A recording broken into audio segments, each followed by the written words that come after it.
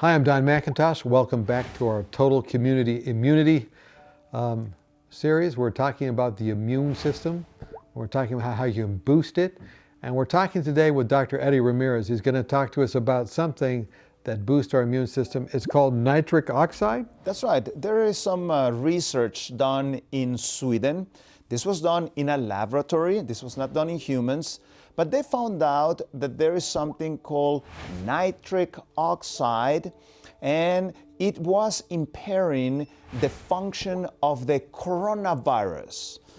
Now, there's actually, we know about coronavirus since the 1950s. There's multiple types of coronavirus. We're facing a new one, the COVID-19.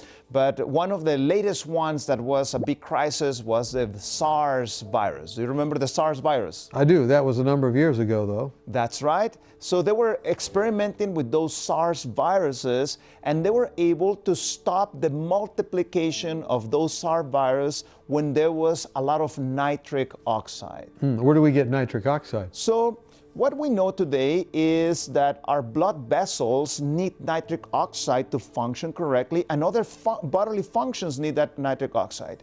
And we can literally eat our nitric oxide. So where we get it? We get it from vegetables that are high in nitrates. Such as, what kind of vegetables would it be? Things like beets, things like vegetables that have green in color, that is dark green color. They are loaded with that nitric oxide. So if we eat that, that somehow helps fight off the virus. So scientists theorize that because we increase the amount of nitric oxide in our bodies, that may help prevent the multiplication of this virus inside of us. So again, beets, greens, anything else? Yes, things like broccoli, things like celery. Think of cruciferous vegetables. That will be the term. These things are loaded with nitrates. And you can ask a farmer. They know very well that when they are cultivating this type of vegetables, they need to supply the ground with plenty of nitrates because these vegetables pull that nitrate from the ground.